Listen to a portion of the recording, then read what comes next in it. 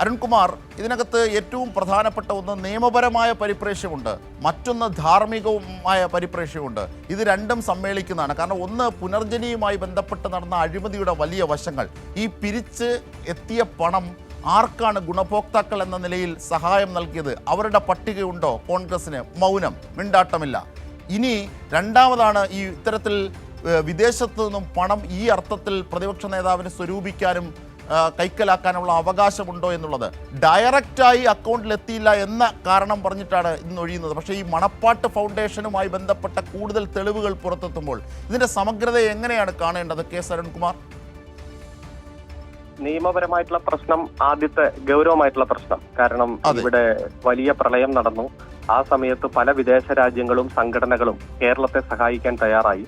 ഞാൻ മനസ്സിലാക്കുന്നത് ഇവിടെ UAE തന്നെ 700 കോടി രൂപയിലധികം സംഭരിച്ച് അതിന്റെ സാധന സാമഗ്രികളടക്കം കേരളത്തിന് കൈമാറാൻ തീരുമാനിച്ചപ്പോൾ വിദേശത്തു നിന്നും ഏതെങ്കിലും തരത്തിലുള്ള സഹായങ്ങൾ തേടുന്നത് രാജ്യത്തിന്റെ ഒരു പോളിസിക്ക് വിരുദ്ധമാണ് എന്ന് പറഞ്ഞ് കേന്ദ്ര ഗവൺമെന്റ് അതിന് അനുവാദം നിഷേധിച്ച് നമ്മുടെ മുന്നിലുണ്ട്.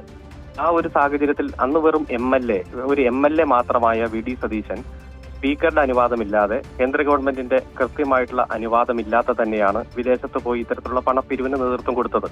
അദ്ദേഹം വിസയ്ക്ക് വേണ്ടി അപേക്ഷിക്കുമ്പോൾ സുഹൃത്തുക്കളെ കാണാനും ചരിത്ര സ്മാരകങ്ങൾ സന്ദർശിക്കാനും എന്നതാണ് അദ്ദേഹത്തിന്റെ അപേക്ഷയിൽ ഉൾപ്പെടുത്തിയത്. അതിനുശേഷം അദ്ദേഹം വിദേശത്ത് പോയി ഇത്തരത്തിലൊരു പ്രസന്റേഷൻ നടത്തുന്നു പല രാജ്യങ്ങളിലും.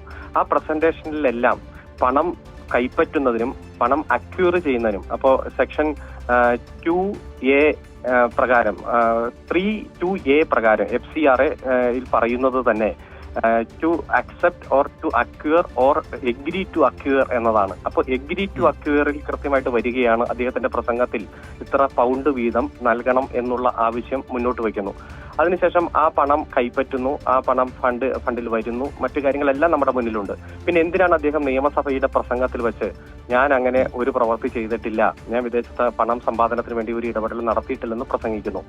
CD അടക്കം നിയമസഭയുടെ മേശപ്പുറത്ത് വെച്ച് മറ്റ് MLA മാർ ആക്ഷേപം ഉന്നയിക്കുമ്പോൾ പിന്നീട് പത്രസമ്മേളനം നടത്തി അദ്ദേഹം പറയുന്നു, തിരുവനന്തപുരംകാരിയായ അതുപോലെ UK-യിൽ സ്ഥിരതാമസമായ ഒരു വനിത നേരിട്ട് വന്ന് ചെക്കടക്കം കൈമാറി, അത് പറവൂർ ടൗൺ ഹാളിൽ വെച്ചിട്ടാണ് കൈമാറിയത്. അപ്പൊ എത്ര രൂപ കൈമാറി, എത്ര പേർക്ക് കൈമാറി എന്നൊന്നും പറയുന്നില്ല. അപ്പൊ അദ്ദേഹം തന്നെ സുഹൃത്തുക്കളെ കാണാൻ അതുപോലെ ചരിത്ര സ്മാരകങ്ങൾ സന്ദർശിക്കാൻ എന്ന് പറഞ്ഞ് അനുവാദം വാങ്ങിച്ചു പോയി.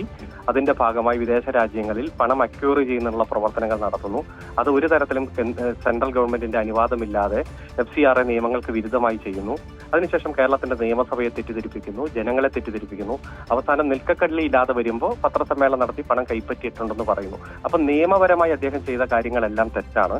1 കോടി രൂപയിലധികം വരുന്ന ഇത്തരം തുകകളെ കുറിച്ച് അന്വേഷിക്കാൻ CBIക്ക് അധികാരമുള്ളൂ, സ്റ്റേറ്റ് വിജിലൻസിനൊന്നും അധികാരമില്ല. അത് കൃത്യമായിട്ട് വിജിലൻസ് ആ പാർട്ട് സംസ്ഥാന ഗവൺമെന്റിന്റെ പരിഗണനയ്ക്ക് വിടുന്നു. ഇത് CBI മാത്രമേ അന്വേഷിക്കാൻ കഴിയൂ, CBIക്ക് റഫർ ചെയ്യണമെന്ന് പറയുന്ന ലീഗൽ പാർട്ടിൽ അദ്ദേഹത്തിന് ഒന്നും ചെയ്യാൻ കഴിയില്ല. ലീഗൽ സൈഡ് തന്നെയാണ് കറക്റ്റ്.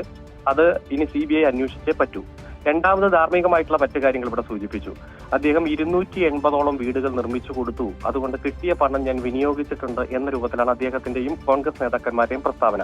പക്ഷേ അദ്ദേഹം പങ്കെടുത്ത ഇത്തരത്തിലുള്ള വീട് കൈമാറ്റത്തിന്റെ മൊത്തം കണക്കുകൾ എടുത്ത് പരിശോധിച്ചാൽ അത് 83-ൽ താഴെയാണ്. പക്ഷെ ആ 83 പുനർജനി പ്രകാരമുള്ള വീടല്ല. റോട്ടറി ക്ലബ്ബ്, ആസ്റ്റർ മെഡിസിറ്റി പണിത് കൊടുത്ത വീട്, സായി ഗ്രാമം ട്രസ്റ്റ് നിർമ്മിച്ചു കൊടുത്ത വീട്, ചിറ്റിലപ്പള്ളി ഫൗണ്ടേഷൻ, അതുപോലെ Cochin Joshua generation ministries, university അധ്യാപകരുടെ സംഘടന, ലക്ഷ്യ ഗ്രൂപ്പ്, അതുപോലെ Thaniyath trust, Joy Alukkas group, Cochin cardiac forum, OICC, അതുപോലെ മസ്കറ്റ് മോഡുലാർ ഹോംസ് എന്ന് പറയുന്ന ഇത്, അതുപോലെ തന്നെ കൊച്ചി മേയറായിരുന്ന സൗമിനി ജെയിൻ നിർമ്മിച്ചു കൊടുത്തത്, ഒരു മിസ്റ്റർ വർഗീസ് കുര്യാക്കോസ് നിർമ്മിച്ചു കൊടുത്തു. അങ്ങനെ പല സംഘടനകളും സ്ഥാപനങ്ങളും ഓർഗനൈസേഷനുകളും വ്യക്തികളും നിർമ്മിച്ചു കൊടുത്ത വീട്, ആ വീടിന്റെ ചടങ്ങിനോ ഒന്നെങ്കിൽ കല്ലിടുന്നതിന് അല്ലെങ്കിൽ വീടിന്റെ താക്കോൽ കൈമാറുന്നതിന് ഈ MLA പങ്കെടുത്ത VD സതീശൻ പങ്കെടുത്ത പരിപാടികളുടെ എല്ലാം ഫോട്ടോസും വിവരങ്ങളും അദ്ദേഹം സോഷ്യൽ മീഡിയയിൽ പോസ്റ്റ് ചെയ്തിട്ടുണ്ട്. ഇവയെല്ലാം കണക്ക് കൂട്ടി നോക്കിയാലും ആകെ 83 വീടാണ്. ഇതിൽ ലൈഫ് പദ്ധതിയുടെ വീട് വരെ ഉൾപ്പെട്ടിട്ടുണ്ട്. അപ്പൊ ഇതൊന്നും പുനർജനി വീടല്ല. അപ്പോ അദ്ദേഹം അക്യൂറി ചെയ്ത പണം ഉപയോഗിച്ചുകൊണ്ട് പണിത വീട് എത്ര എന്ന ചോദ്യത്തിന് ഇതുവരെ മറുപടിയില്ല. അദ്ദേഹം 2019 പത്രസമ്മേളനം നടത്തി പ്രഖ്യാപിച്ചു, ഞാൻ 1 മാസത്തിനുള്ളിൽ എത്ര വീടുകൾ നിർമ്മിച്ചു എന്നതിന്റെ കണക്ക് പുറത്തുവിടുമെന്ന് പറഞ്ഞു. ഇപ്പൊ 5 കൊല്ലം കഴിഞ്ഞു, ഇതുവരെ കണക്ക് പുറത്തുവിട്ടില്ല. അതോടൊപ്പം തന്നെ നിരവധി വ്യക്തികളുടെ ഭൂമി പുനർജനി ട്രസ്റ്റ് എഴുതി വാങ്ങിച്ചിട്ടുണ്ട്. പാവപ്പെട്ട നിർധനരായിട്ടുള്ള സ്ത്രീകൾക്കടക്കം വീട് നിർമ്മിച്ചു കൊടുക്കണം എന്ന ആവശ്യത്തിൽ പലരും സ്പോൺസർ ചെയ്ത് കൊടുക്കുന്ന ഭൂമിയാണത്. ആ ഭൂമി പുനർജനി ട്രസ്റ്റിന്റെ കീഴിലേക്ക് വന്നതിന് ശേഷം പിന്നീട് ഒരു നിർമ്മാണ പ്രവർത്തനവും നടന്നിട്ടില്ല. അപ്പൊ അതും ഭൂമി തട്ടിപ്പിലൂടെ എഴുതി വാങ്ങിച്ചിരിക്കുന്നു. ഫ്ളാറ്റ് നിർമ്മിക്കാൻ വേണ്ടി തറക്കല്ലിട്ട് വലിയ ഉദ്ഘാടന മാമാങ്കങ്ങൾ നടത്തി. അതിനുശേഷം ഒരു കല്ല്, ആ ഇട്ട കല്ലിന്റെ മേൽ രണ്ടാമതൊരു കല്ല് വെച്ച സാഹചര്യമില്ല. അപ്പൊ ഇതെല്ലാം ധാർമ്മിക വശം വെച്ച് നോക്കുമ്പോൾ ഇപ്പൊ ചൂരൽമല മുണ്ടക്കൈയുടെ പേരിൽ ചെയ്തതുപോലെ കോടിക്കണക്കിന് രൂപ പിരിച്ച് അത് അക്കൗണ്ടിൽ സൂക്ഷിച്ച് അതിൽ ട്രസ്റ്റിന്റെ പേര് മറ്റ് ഫൗണ്ടേഷന്റെ പേരൊക്കെ ഉപയോഗിച്ച് നല്ല പ്ലാനിങ്ങോട് കൂടിയിട്ടുള്ള തട്ടിപ്പാണ് നടത്തിയിരിക്കുന്നത്. ആ തട്ടിപ്പിൽ നിന്ന് ഒരിക്കലും ശ്രീ വി ഡി സതീശന് രക്ഷപ്പെട്ടു പോകാൻ കഴിയില്ല. അത് കൃത്യമായി നിയമപരമായും ധാർമ്മികപരമായിട്ടും അദ്ദേഹം ചെയ്ത, ജനങ്ങളോട് ചെയ്ത ഈ വഞ്ചന വളരെ ഗൗരവത്തോടെ തന്നെ കേരളം ചർച്ച ചെയ്തുകൊണ്ടിരിക്കുകയാണ്. അതാണ് ഈ ലാംബി സ്കൂട്ടറിൽ പണ്ട് മണി ചെയിൻ മാതൃകയിൽ നടത്തിയതുപോലൊന്നുമല്ല, വളരെ ഗൗരവമായ കാര്യമാണ്. ഇപ്പോൾ കെ എസ് അരുൺകുമാർ സൂചിപ്പിച്ചതുപോലെ ഈ ഫോറിൻ കോൺട്രിബ്യൂഷൻ റെഗുലേഷൻ ആക്ട് ഇത് പ്രകാരമുള്ള നഗ്നമായ ലംഘനം 1. 2, ഇതിൻ്റെ ഗുണഭോക്താക്കൾക്കായി പിരിച്ച പണം എവിടേക്ക് പോയി എന്നുള്ളത്. 3, ഏറ്റവും പ്രധാനപ്പെട്ടത് ഈ വസ്തുതകളൊക്കെ നിലനിൽക്കെ ചില മാധ്യമങ്ങളുടെ സഹായത്തോടു കൂടി വിജിലൻസിൻ്റെ ക്ലീൻ ചിറ്റ് കിട്ടി എന്ന് പ്രചരിപ്പിക്കുകയാണ്. സ്പീക്കർ ചോദിച്ച ചോദ്യങ്ങൾക്കുള്ള മറുപടിയായി വിജിലൻസ് നൽകുന്ന സ്വാഭാവികമായ നടപടിക്രമങ്ങളിലെ അംശങ്ങൾ എടുത്തു കാട്ടിയിട്ടാണ് ഇത്തരത്തിൽ ക്ലീൻ ചിറ്റ് ലഭിച്ചു എന്നൊക്കെ പ്രചാരണങ്ങൾ നടക്കുന്നത്. അത് വസ്തുതാവിരുദ്ധമാണ്. കാരണം ഉദാഹരണത്തിന് ഈ മണപ്പാട്ട് ഫൗണ്ടേഷനെതിരെ CBI അന്വേഷണത്തിന് വിജിലൻസ് ശുപാർശ ചെയ്തിട്ടുണ്ട്. കാരണം ഇത് വിദേശ ബന്ധമുള്ളതായതുകൊണ്ട് വിജിലൻസിന് അന്വേഷിക്കുന്നതിലുള്ള പരിമിതി മുൻനിർത്തി. അപ്പോൾ എല്ലാ അർത്ഥത്തിലും വി ഡി സതീശന്റെ കുരുക്ക് മുറുകുകയാണ് ശ്രീ കെ എസ് അരുൺകുമാർ. അതെ, തീർച്ചയായും. ഇപ്പൊ ഈ മണപ്പാട്ട് ഫൗണ്ടേഷന്റെ സ്ഥാപകൻ അല്ലെങ്കിൽ ഡയറക്ടർ ഇതൊക്കെ എടുത്ത് പരിശോധിച്ചാൽ ആരാണ് ഇതിന്റെ പിന്നിൽ എന്നറിയാം. കഥാ, തിരക്കഥ, സംഭാഷണ സംവിധാനം എന്നൊക്കെ പറയുന്നത് പോലെ ഇതിന്റെ എല്ലാം ഒരാൾ തന്നെയാണ്. ആ ആളാണ് ഇപ്പൊ ഈ ചർച്ചാ വിഷയമായി മാറിയിരിക്കുന്ന ആള്. അപ്പൊ അതനുസരിച്ച് വിശദമായിട്ട് തന്നെ പരിശോധിക്കണം. 2, ഇത് വിദേശത്ത് നടന്ന ട്രാൻസാക്ഷനും പണം അക്വയർ ചെയ്യുന്നതിന് വേണ്ടിയിട്ടുള്ള ചർച്ചകളും എല്ലാം ആയതുകൊണ്ട് CBIക്ക് മാത്രമാണ് അത് അന്വേഷണം നടത്താൻ കഴിയുക. ഇതുമായി ബന്ധപ്പെട്ടുള്ള വിഷയം കേരളത്തിന്റെ ബഹുമാനപ്പെട്ട ഹൈക്കോടതിയുടെ ഡിവിഷൻ ബെഞ്ച്, ചീഫ് ജസ്റ്റിസ് അടങ്ങുന്ന ബെഞ്ച് വളരെ വിശദമായി പരിശോധിച്ചതാണ്. അതിൽ ഒരു തൃശൂർ കേന്ദ്രീകരിച്ചിട്ടുള്ള ജെയ്സൺ പാനിക്കുളങ്ങര അദ്ദേഹം കൊടുത്ത പബ്ലിക് ഇൻട്രസ്റ്റ് ലിറ്റിഗേഷന്റെ ഘട്ടത്തിൽ അദ്ദേഹം CBIക്ക് വിശദമായി ഒരു അപേക്ഷ കൊടുത്തിരുന്നു. ഇത് അന്വേഷിക്കേണ്ടത് CBI ആണ്, വിദേശത്ത് നടക്കുന്ന ട്രാൻസാക്ഷൻ ആണ്, FCRAയുടെ section 3 prohibition to accept foreign കോൺട്രിബ്യൂഷന്റെ വയലേഷൻ ആണ്. അപ്പൊ ആ സമയത്ത് CBI ഹൈക്കോടതിയിൽ എടുത്ത വാദം, ഞങ്ങൾക്ക് ഇതുപോലെ ഡീറ്റെയിൽ ഒരു റെപ്രസെന്റേഷൻ കിട്ടിയിരുന്നു, പക്ഷെ ഞങ്ങളത് ഈ വീട് നിർമ്മിച്ചു മറ്റു കാര്യങ്ങളൊക്കെ ഉള്ളതുകൊണ്ട് ഞങ്ങളത് കേരളത്തിലെ വിജിലൻസിന് അയച്ചു കൊടുത്തു പോയി. അതുകൊണ്ട് അറ്റ് പ്രസന്റ് ഞങ്ങളുടെ മുന്നിൽ ഈ റെപ്രസെന്റേഷൻ ഇല്ല. Vigilance is already started investigation എന്നതാണ് പറഞ്ഞത്. ആ ഒരു പ്രത്യേക ഘട്ടത്തിൽ ഹൈക്കോടതി ഇതിന്റെ എല്ലാ മെറിറ്റും നോക്കിയിട്ട് ഇപ്പൊ വിജിലൻസ് അന്വേഷിക്കുകയാണല്ലോ, ആ വിജിലൻസ് അന്വേഷിച്ചിട്ട് അതിന്റെ റിപ്പോർട്ട് വരട്ടെ.